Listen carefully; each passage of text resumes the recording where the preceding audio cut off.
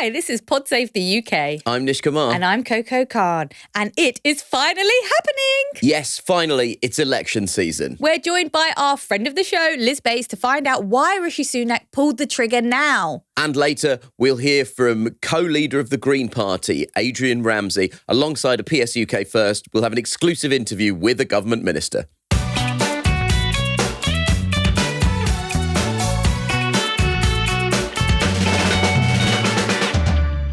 Over the next few weeks, I will fight for every vote.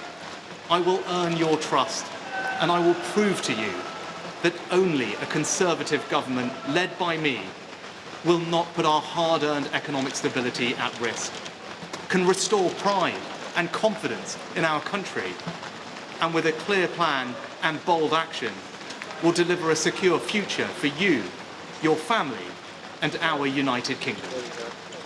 OK, that clip was from BBC News. It's Rishi Sunak announcing the election, and he announced it with all of the skill and political acumen that he has displayed as Prime Minister, i.e. absolutely fuck all.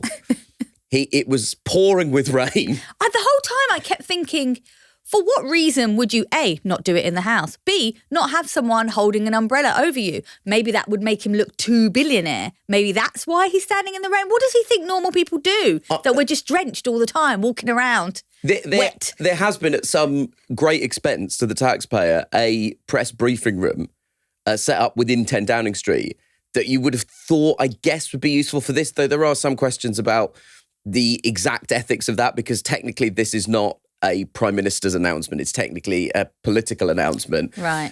But at the same time, there surely has to be a better option. I can't believe the options were either, exploiting the office or just standing in the rain. He looked depressing. Also, for a man who's meant to be some sort of tech whiz, babe, you know the apps now, you can get some good apps. They tell you how many minutes it's going to rain. Yeah. It's just, what are you using, Rishi? Are we still on BBC Weather, hun? What are we doing? So the way things played out yesterday was there were rumours going round. Then by about 3 or 4 o'clock, it had become clear that this is what the 5 p.m. announcement was going to be. The 5 p.m. announcement was held back, I guess, because they were hoping the rain would clear. And then in a display almost cartoonishly British, a sad man being rained on announced the start of the election. For American listeners who watch this clip will, I presume, lose their minds at the sheer Britishness of this sort of spectacle. It's so emblematic of his time as Prime Minister that he announced it. It was late. It was raining. The only way it would have been better if he'd somehow managed to step in dog shit on his way to the podium. Where were you when you found out?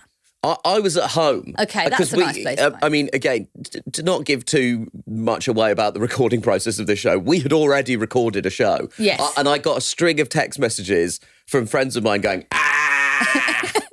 he's fucked you over again. We actually have recorded a very special episode on the rights and well-beings of the trans community and the cast review, and that is still coming to you this week. We've recorded it. We're very proud of it. We're excited to share it with you. That is now going to come out on Sunday. And what you're now listening to is two people who have had their Thursdays upended. Yes, exactly. We got up early to come and talk about why this man did this thing, which we're all delighted about. Of course, we've all been looking forward to an election. We want to have it. It was just an unexpected way and time and date. 4th of July, obviously, again, for our American listeners, auspicious date. For the Americans? Well, yeah. Yeah, it's an auspicious date for the Americans. Less auspicious for the British. It does feel like an odd choice for a British Prime Minister to pick a day where Britain was very famously defeated in a war. One of our American listeners tweeted a GIF at us, which was an American eagle covered in a flag holding a gun with the caption "Freedom intensifies." And I think I thought about that like 20 times. I do Freedom think intensifies, Nish. It's intensifying. I do think that they may not have thought through the 4th of July. Like one of the British Army's most famous defeats. Yes. So it's going to be an exciting 6 weeks, and we're going to be with you every step of the way. So we want to know what you want to know about the coming election. So drop us an email at psuk@reducedlistening.co.uk. Well, look, it's a monumental occasion. It's election season. We may finally see the back of the Tories in government. And what happens when this kind of stuff happens on PSUK? We smash the glass and press an emergency button marked Liz Bates. Get me out of the cupboard that you keep me in. This is the first time all three of us have been in a room together. Yeah. I know, it's nice, isn't it? Yeah. It's good to smell you, you know. Wow. That is the creepiest way you could have started this possibly. It came out worse than I meant it, actually. And how did you mean I'm it? tempted to say, and how does that smell? But do I want the answer? I don't know. I just meant in a three-dimensional way. You know, Okay. all those three-dimensional things like... Can I just say, I do spend a lot of time at home with a baby, so please don't judge. Would it be better if I said, it's better to touch you? No. Congratulations, you've actually managed to hit a worse version of that. I'm trying to roll through my mind. What other versions of three-dimensional ways of understanding a human being are there? See? Yeah. See you. Oh, but And that's why most people lead with C. Yeah, I've seen... Before they get to any of the other senses. It's nice to taste. Oh, no. Oh, I'm so sorry. Well, okay. Liz, great to see you. Great to smell you. Thanks for coming in. Thanks for coming in. Do you want to talk us through your emotions yesterday? When I saw Rishi Sunak standing there in the rain, I felt a mixture of emotions. First of all, it was incredibly funny. Look, I'm no comms expert. And a lot of people on Twitter were kind of saying, why would his team let him go outside without an umbrella in the rain, given that it had been raining all day long? Yeah. Surely you don't need, as a grown adult, to have somebody say to you, look, don't go outside in the rain without an umbrella because you'll get soaking wet. Like, why didn't it occur? A lot of rom-com films, why didn't it occur to him? Do you think? That's his wet shirt Ryan Gosling moment. It was a kind of. You thought he was going to say, "Is it raining? I hadn't noticed." Like Andy McDowell at the end of 4 Weddings. It was strongly giving that, and kind of Whitnale and I have called an election by mistake. I felt like I saw in his face a moment where he was being drowned out by the 97 Labour anthem, Things Will Only Get Better. Yeah, that so we should also which was playing loudly from the protesters at the gates of Downing Street. And then he just got wetter and wetter and wetter to the point where I thought, God, is a bit of rain going to drip off his nose? Yeah. I felt like I saw his soul leave his body type of thing. You know, there was a moment where you just saw him kind of feel internally crushed as a person, where he was kind of thinking to himself, can't I catch a fucking break? Is anything going to go my way? As someone who has had a few bad gigs in his time, I was looking at it going, he's having a bad gig. He's having a bad gig. It's in the eyes, isn't it? In the eyes. You just see it. The light goes off. It was sad. Yeah. It had a sort of melancholy to it. Well, it has an end of era feel, and it is the end of we think the end of an era. But away from the soggy optics, why has Rishi Sunak pulled the trigger now, Liz? What logic can you ascertain from the decision to call the election? I honestly have absolutely no idea, and I was kind of watching the coverage all last night. When he called it, I thought, I cannot understand the timing of this, especially because it pissed off so many of his MPs. Just really basic things, like they had a tiny bit of good news in the morning about the economy, which most people won't feel at all in their day-to-day lives. But you can kind of build on that and say, okay, things are going to get better because we've got inflation down. Inflation gone down to 2.3%. Yeah, but also they've been hoping they'd be able to announce 2%, which they couldn't even do. So, I mean, even then there was the good news for the Tory party is at the moment also bad. Yeah, for sure. For sure. I mean, it didn't get to where they wanted it to be, but they can say, you know, we're making progress. Yeah. They killed their own tiny bit of good news by announcing a general election, because that would have led the news. We would have talked about it all day long. It would have led the news at night. You know, Jeremy Hunt would have been on the 6 o'clock news, the 10 o'clock news, on all the programmes. And then they could have announced the general election the next morning. But they decided even not to do that. You know, the commentators and people close to the Tories and have kind of, I think, been scratching their heads as well overnight. I thought something might come out, you know, in the sort of following hours after the general election announcement, where you'd say, oh, okay, this is the reason why. The really depressing thought is that in number 10 they've decided things aren't going to get better. Like this is the high point of the next year, which is so depressing for us all that live in this. I mean, you know. Yeah. How can this be the high point in terms of the economy, everything else that's going on in the country, our crumbling public services, the shit that we're drinking from the rivers. I mean, is this the best it's going to get? Yeah. Like, they really think it's going to get worse than this? Again, for international listeners or people who might not have been keeping up with the news, Liz is not speaking figuratively. In Brixham, an area in the southwest of England, residents are being advised to boil their tap water because there is a parasite in the tap water. So, the metaphor gods could not be laying it on more thickly. So there was a... So I don't know. I mean, what do you guys think? I just could not game it out in my head. Why would he call it now? Well, I mean, I've thought it was because the Rwanda flights are the only thing that he is proud of, and that's the only thing that will be his legacy. And I felt that he was probably going to hold them to ransom, i.e., if you don't vote me in, these flights won't take off. And so I wondered if maybe that was part of the calculation. Well, the that's other part exactly of me just thought... But you're exactly right, because that's what he's been saying this morning. And so the assumption previously was that they would wait for a Rwanda flight to take off and then essentially launch a general election campaign off the back of that. But now he seems to be saying...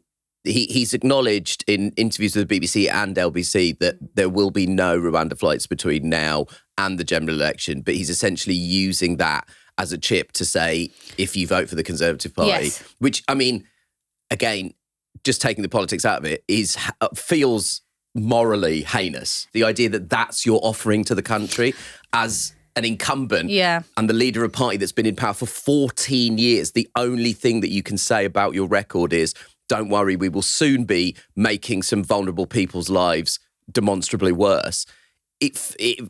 Again, stepping away from the kind of politics and the optics of it, that feels morally bankrupt. When people were talking about an October election, there was always a part of me that wondered, was that really the right move? I kind of get it for summer. We're all in a good mood. The Euros is coming. England's going to play. We're feeling patriotic. Well, the Telegraph is also saying that the internal calculations at Number 10 are that they won't be able to make any sort of offering in an autumn budget. They won't be able to make any tax cuts in the autumn budget because the economy is not improving at a rate that it needs to. And also they now need to free up public money for commitments on increasing defence spending, which they've made, but also compensating the victims of the infected blood scandal and the victims of the post office scandal. There's no public money free.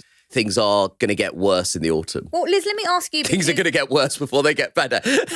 Because Rory Stewart was talking on his podcast yesterday that he'd received a number of text messages from MPs within the Conservative Party who were all taken aback. Is that usual for a leader to strike out on their own about an election? And it seems like no one in their party really knew.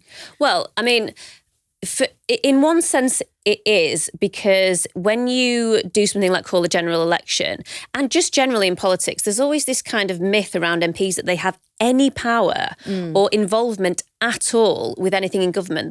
They have no communication with government. They are some of the most powerless people, genuinely, working in politics. Like, your local councillor has more power usually than your local MP. Like, they really do very little, but they're very prominent. So, there's absolutely no way that the Prime Minister was going to call any of them into a meeting and be like, hey, so what's your summer holiday plans? So they're not doing like a doodle poll or anything like that? They're not doing the doodle poll. Okay, all right. I mean, partly because they would immediately text journalists. Yes. They're just like a kind of herd of people that is totally uncontrollable. They're not in the loop at all. They mostly find out what's going on in government and what's going on in their political party from the news. And I'm not being disparaging about them, but that's just how it is. So in some ways, it's not unusual. In another way, you got to take these people with you. So to piss them off to that extent, he'd really got everybody mentally in Westminster prepared. I mean, he went on Loose Women. It wasn't a great sort of performance from him, but he did say, book your summer holidays. And so people did.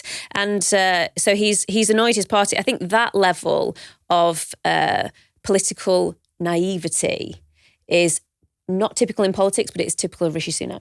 I mean, my theory is that he has kind of buckled a bit mentally, that he's just... California's lovely in the summer though, isn't it? It's so nice. It's very appealing. and just thought, because everything suggests that it would have been better to go long. You wait until the economy looks like it's doing better, you get a Rwanda flight off the ground. The thing about the Labour Party is the more the Labour Party seems like a government in waiting, the more people hate them and want to kick them. And then suddenly Rishi Sunak seems like this kind of plucky underdog. He could have let that dynamic kind of fester a little bit more. And also, you've got to back yourself. There was an opportunity for a party conference. That means a party conference speech. Even if you've got no money for a budget, you are setting the agenda with a budget. So you still can do things and announce things. And I feel like he's slightly just given up, just thrown in the towel a little bit. That's what it feels like. Well, he could have used a towel yesterday, in fairness to him. So what will we He's thrown away his towel. He's thrown away his towle and now he's soaked. You know what it reminds me of? It reminds me of Theresa May in 2017, in that campaign where every time she opened her mouth, there is a thing with doing comedy where you have it happen to you and then you only understand it when you see it with somebody else. There is a problem when the audience feels sorry for you. There is a real problem when that's almost the hardest thing. If they hate you, there is some reaction coming from the audience. But the worst possible version of speaking to a group of people is when they start to pity you. Yeah. Because that breeds a kind of tension. And that's how I remember feeling in 2017 with Theresa May. I remember thinking every time she opens her mouth, everything could blow up in her face. Yeah. And he has that slight sort of vibe. It's like any kind of relationship, right? Where if you hate somebody, maybe there's something still to salvage. When you've totally lost respect for them, it's dead. Now, yesterday, our producers, truly by chance, happened to run into Greg Hands, who's the MP and the Conservative Cabinet Minister for London and the Minister of State for Trade Policy. And they actually were able to ask him a couple of questions. So this is Greg Hands talking to our producers yesterday. What are you offering to voters? Well, I think we're offering a good track record of economic competence. We've brought inflation really far down. We have a record number of jobs in this country. Unemployment has really fallen over the last 40 years. That's a great track record of the economy. We put record amount of funding into the NHS and record amount of funding into schools. And that's the sort of track record we got. We're going to continue doing that. It's time to stay the course. Don't risk it with anybody else. Don't risk it with anybody else. What a slogan. Yeah, it's not hugely inspiring, is it? And also... Don't risk what? Like some kind of mass bin fire? Like are we going to sink into the sea? Like how can it genuinely, that is going to be really tricky for them, right? How do you stand on your record? Yeah. And at the same time say, actually things are bad and don't, risk a Labour government? I think that is so important to stress in terms of reading what they're saying, because if you listen to Rishi Sunak talk about the United Kingdom at the moment, you'd think, my goodness, that sounds like an awful situation. Who has been in charge and allowed it to get this bad? If he finds the guy who has been in charge, he's left the country in this condition. Give him a piece of his mind.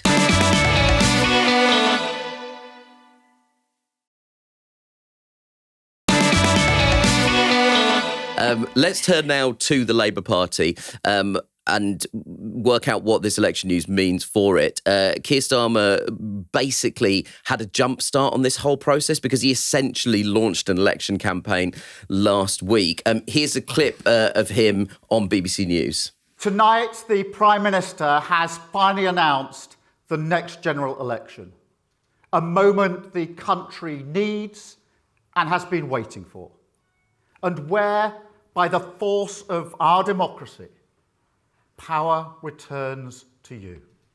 A chance to change for the better your future, your community, your country. Now, it will feel like a long campaign, I'm sure of that. But no matter what else is said and done, that opportunity for change is what this election is about. Starmer there, flanked by Union Jacks behind a podium that says change. Did he have a jumpstart on this whole process because he'd essentially launched the Labour campaign last week? Yeah, I mean, they launched that campaign last week, the 6 pledges. Do we want to name them? No, why would we? No one can remember them, of course not.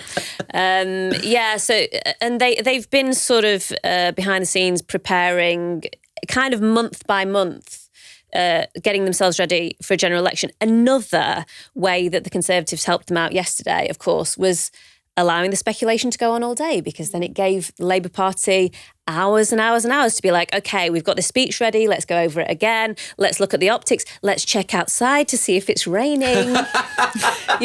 All of those things, they gave them that kind of head start. So as soon as Rishi Sunak finishes in Downing Street, straight away, you cut over to the Labour Party. And I was watching Sky News. Because, Yeah, of course. Because I'm so loyal to the brand, even when I'm on maternity leave. Sky News is Liz Bates. Just because it's the best coverage.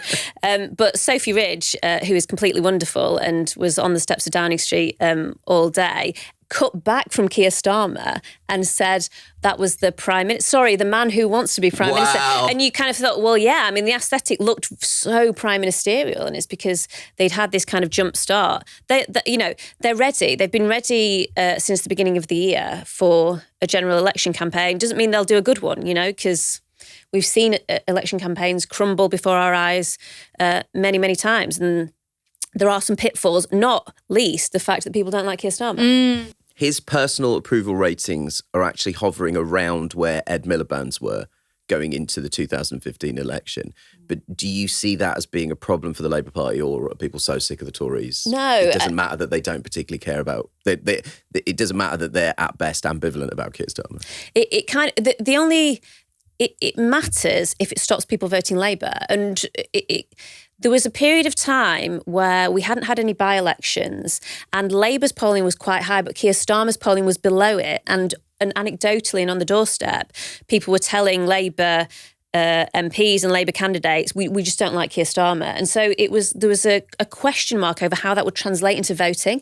But then we had by-election after by-election after by-election. I covered quite a few of them where people were saying, I don't like Keir Starmer. And then they were going out and voting for the Labour Party anyway in droves, because I think they just think he's okay. There's a kind of a low bar and he just meets it. Right, okay. Liz, we want to talk to you about some of the other parties later in the show. So you're right to just... Get back in the cupboard. You can get a coffee. Back in the get cupboard, yourself a little coffee, mate. Have a little coffee, and then we'll get you back out to have another good sniff of you later.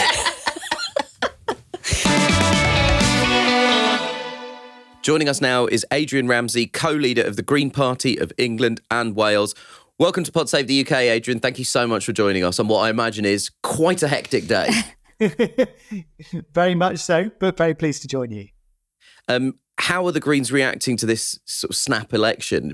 Did it catch you cold? Well, I think most people were surprised that it was called yesterday, but we all knew it was on the cards, and we have been calling for an election for a long time. And I think the British public is ready for an election. We desperately need a change from a government that's become so complacent in so many different ways, with all the impacts that's having on our public services being at breaking point, on the cost of living crisis, on our environment being under threat. And yet at the same time, the alternative the Labour Party's offering is one that's not really inspiring people. It's one that's not getting to grips with the seriousness of the crisis in our NHS, of growing inequality in society, of environmental challenges like sewage in our rivers. And so what it's shown is that we desperately need more Green MPs in Parliament, so that if we have a change of government, which everyone's expecting, rather than there being a huge Labour majority so Keir Starmer can continue to just do whatever he wants, continue to make U-turns as he's been doing even in opposition, we've got a great chance at this election to have Greens as part of the debate in Parliament. And that means getting a group of Green MPs elected at this election. Adrian, can I ask you about housing specifically? I think we can all agree that's one of the biggest problems that the UK faces. Now, the Greens have got a housing policy, but as I understand it, there is a slight difference between you and Labour in terms of the green belt and where you are willing to build. So just in a nutshell, tell us the Greens' position on housing. People tell me every day that they're being priced out of being able to live in their own community. I see that in East Anglia, where I am. I see that around the country. We don't have enough affordable housing to buy, and we don't have enough council housing either. And so Greens are very clear that we need to address this problem. We need to address the fact that there's 1 million people on the council house waiting list. And that does need to involve a big programme of building new council housing, both new homes and renovating existing empty properties. So we need to put the investment into that, support local councils to be able to borrow more, support them with more funding. And yes, we need to ensure that as well as having the right homes that are genuinely affordable and meeting needs, they're also built in the right place. And that should mean prioritising brownfield sites wherever possible, because protecting our natural environment is, of course, crucial to people. And of course, what we often see at the same time is housing developments being built with no investment in the local infrastructure that you need to support growing communities in the doctors' places, the dentist places, the bus services, the schools, all needing investment. But thinking about your plan that you've outlined there, would that really deliver enough houses by doing that? Are you confident with that? Well, we've set out a plan for 150,000 new social houses, i.e. council and housing association homes per year. And we would end the right to buy so we can be protecting council homes. But what we'd also do is to ensure that the houses that are being built for people to buy include a high proportion of affordable homes as well. And too often developers have allowed too much of a free rein in the types of homes that they're building that are far too expensive, not meeting the needs of local people and local families. But Adrian, of course, I think certainly on this podcast we can agree with holistic visions of better towns and better communities. But just to go back to that number, 150,000 a year, the government's target is 300,000 a year. So that's half. The government's target is for 300,000 new homes in total. We're proposing 150,000 new council homes, which the government is way off meeting at the moment. We need to have a far bigger focus on new council homes as well as new affordable homes for buying. And it's not just about sort of bland house building targets where if you're building housing that's not actually affordable to the people who need it, maybe it's creating more second homes, for example, then that's a real problem in itself. So it's about the right types of homes as well as the numbers. There's been a term thrown around by a Times columnist calling the Green Party, and I quote, sensible mangoes, which for those who don't immediately get the reference means green on the outside, orange in the middle. The orange meaning essentially that you're a bit like the Lib Dems. I imagine that you think that's an unfair characterisation? Well, I think one of the reasons why that's said is because we've got more and more councils around the country where Greens are now part of the ruling administration, over 40, which went up at the local elections earlier this month, and a growing number of councils where the Green Party holds the office of the leader of the council. So that characterisation is perhaps, you could take it as a compliment if it's getting across that Green councillors are very responsible in their running of the local administration. But at a national level, we're also very clear that Greens want a much more progressive policy framework certainly than the Conservatives and also than Labour's proposing, because we want to, of course, make sure that the investment is put in to a transition to a green economy. Labour's backtracked on its 28 billion proposal, which in itself was nowhere near enough, but they backtracked on it. But also for proper investment in our public services, because our NHS is at breaking point. And so the Green Party is alone, I think, so far in this election in being willing to say that we would ask the very richest in society, the multimillionaires, the billionaires, to pay more, perhaps just modestly more in tax, in a way that could create tens of billions extra by the end of this coming parliament to put that investment that we need into public services. And we need that as part of the political debate in this country. Otherwise, we have two main parties that are just too similar to each other. Well, actually, this is a really good opportunity to just ask you, because I think, just speaking for myself, anecdotally, when I talk to people about who they're going to vote for, a lot of my friends I think they say they're left wing and they're going to go Green. Traditionally, I don't think the Greens have always been associated as necessarily being a left wing party. Are you a left wing party? Well, look, you only have to look at our policies to see that they are clearly economically more progressive than the Labour parties. And yet I can speak to people who come from any sort of political background, for example, on the terrible issue of sewage in our waterways, and say we need to invest in our public services and we need to bring those services into public ownership. And I can speak to people who might have voted Conservative in the past, or they might have voted Lib Dem or Labour in the past, and they will all agree that action needs to be taken, that we need to bring core public services into public ownership. So it's a matter of how we put across those policies. We want to appeal to a wide spectrum of voters, and we need to do so to win seats under the voting system that we have. And that's the response I'm getting right around the country. But yes, of course, our policies are progressive, and our manifesto that's coming out in the coming weeks will set that out clearly. Adrian Ramsay, thank you so much for joining us on Pod Save the UK. Thank you.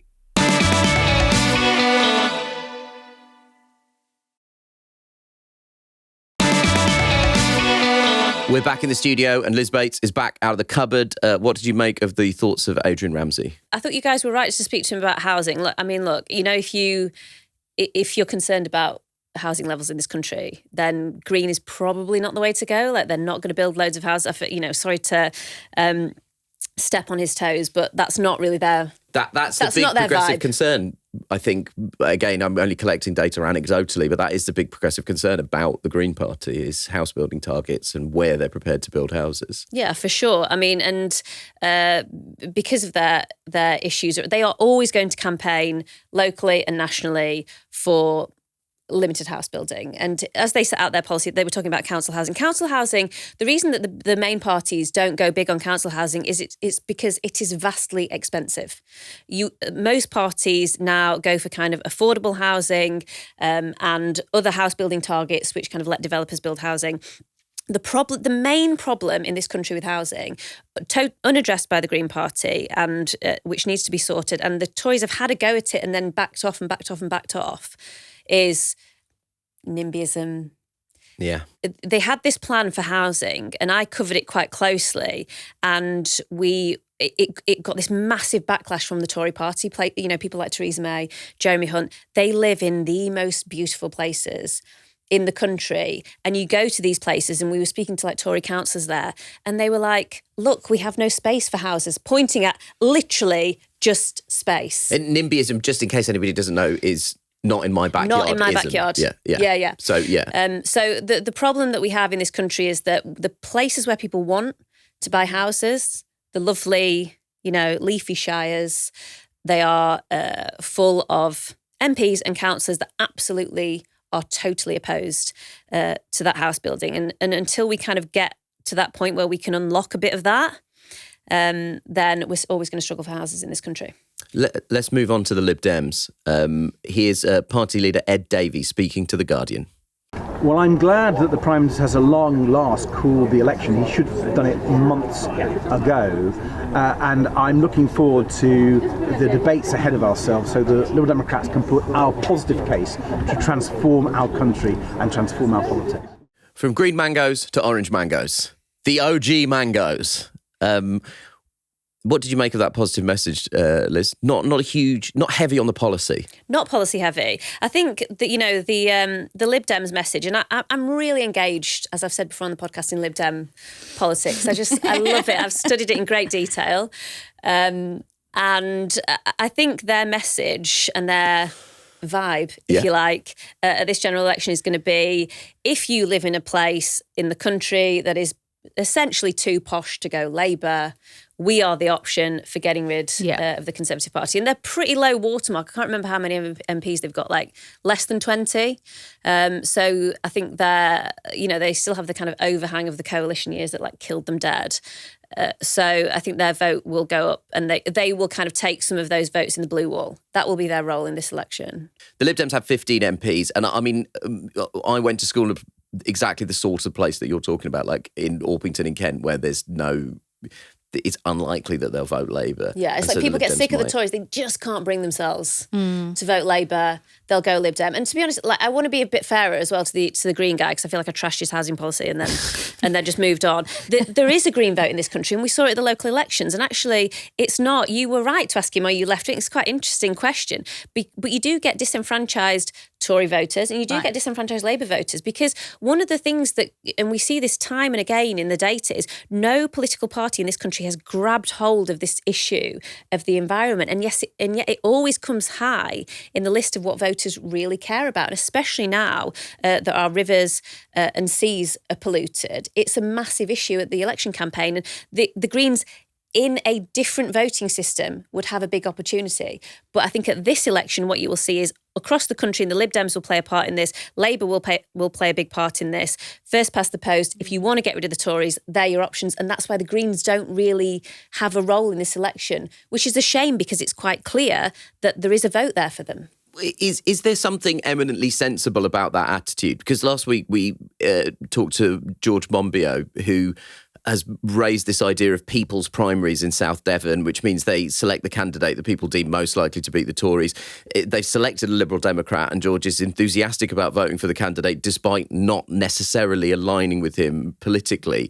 Is there something to be said for, within the confines of our broken electoral system, being pragmatic, and some of that pragmatism meaning voting tactically? Just to get rid of the Tories? Yeah. I mean, I think the thing is, yes. Or is there something fundamentally depressing about that? Well, it's more fundamentally depressing, I think. Yeah. Because you certainly, I mean, you wouldn't want to, would you get into politics and dedicate your life to politics and try to be the leader of the Green Party because you care so much about the environment, and then be like, well, actually the Tories are so bad, you might as well just vote for Labour? Yeah. I mean, that is fundamentally depressing, especially when you really believe in something and it is a good cause. The problem with kind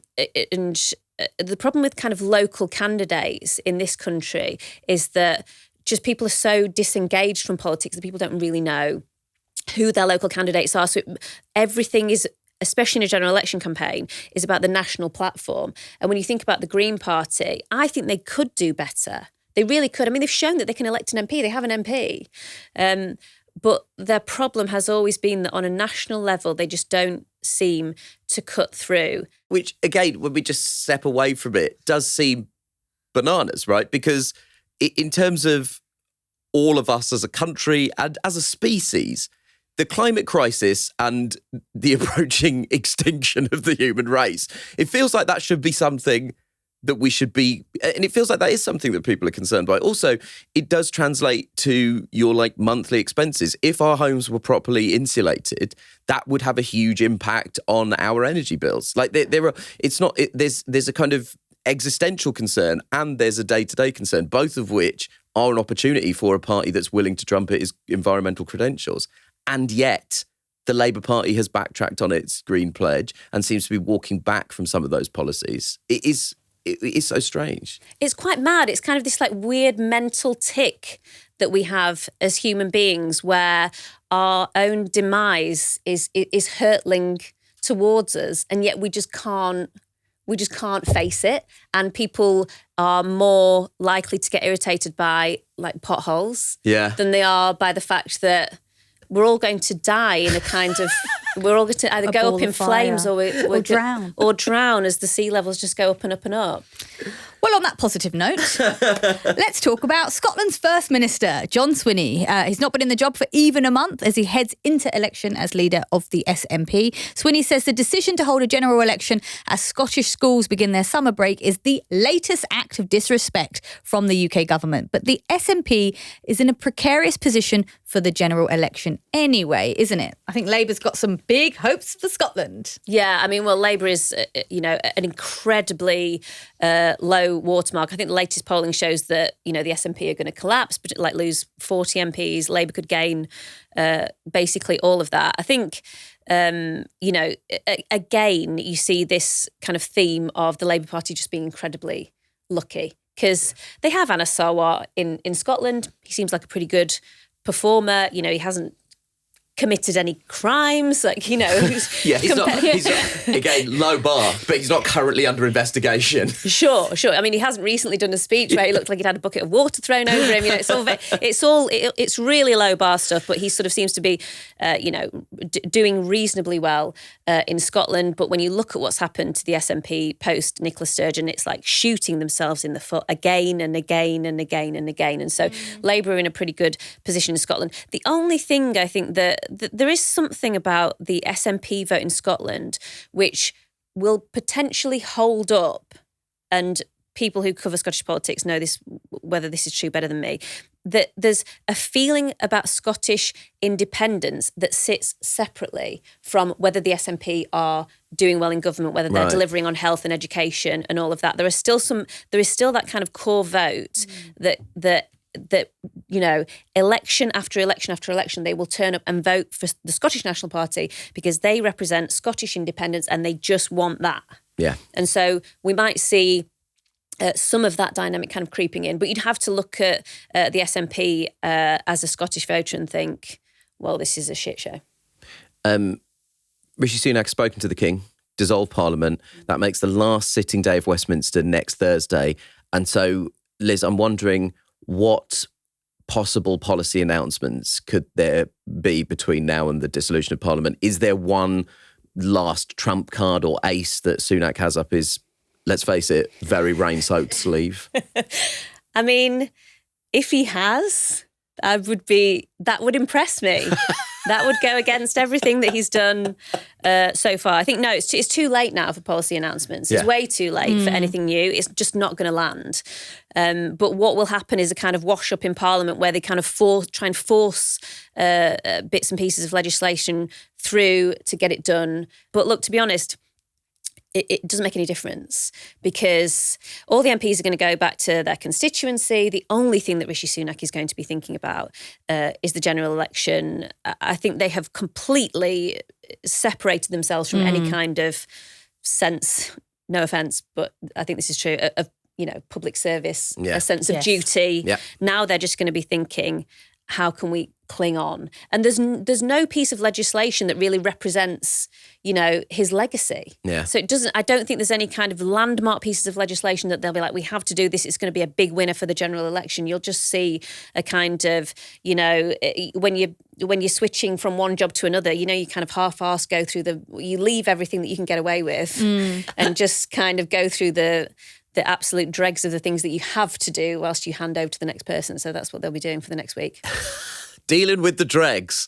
What a push-off for the campaign. Rishi Sunak's on ASOS, man. He's just like checking out the swimming trunks. Like, it's time for a holiday. I mean, there were various reports yesterday claiming to have all sorts of evidence of volcanic rage from the Tory party, including one report that said that some of them are frustrated because they haven't had enough time to look for new jobs, and they're annoyed with Sunak because they believe his personal wealth and connections in Silicon Valley mean that he's insulated.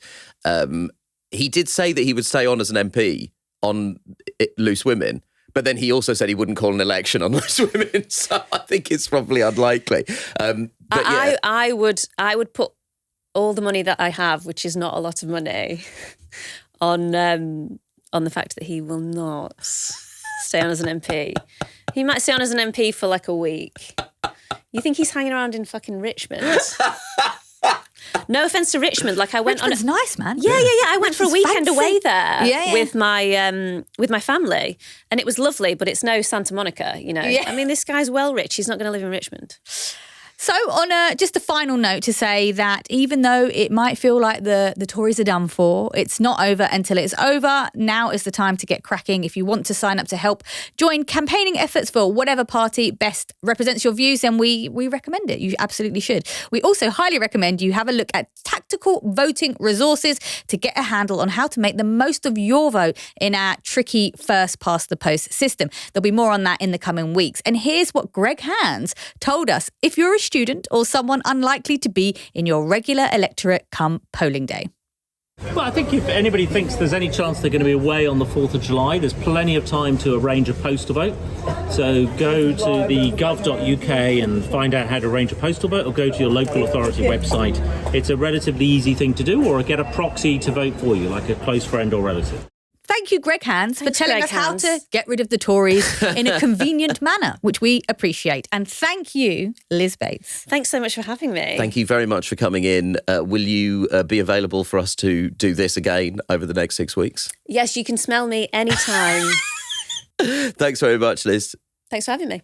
Now, it's going to be an exciting 6 weeks, and we're going to be with you every step of the way. So we want to know what you want to know about the coming election. Drop us an email at psuk@reducedlistening.co.uk. We'd really love to hear your voices, so if you're feeling brave and want to ask us a question, send us a voice note on WhatsApp. Our number is 07494 933 444. Internationally, that's +44 7494 933 444. Don't forget to follow at PodSaveTheUK on Instagram, TikTok and Twitter. You can also find us on YouTube for access to full episodes, and do drop us a review if you like.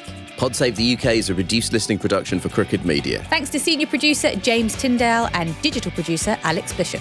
The executive producers are Anishka Sharma, Dan Jackson and Madeline Herringer, with additional support from Ari Schwartz. The music is by Vasilis Fotopoulos and our studio engineer was Alex Bennett. Remember to hit subscribe for new shows on Thursdays on Amazon, Spotify or Apple, or just wherever you get your podcasts.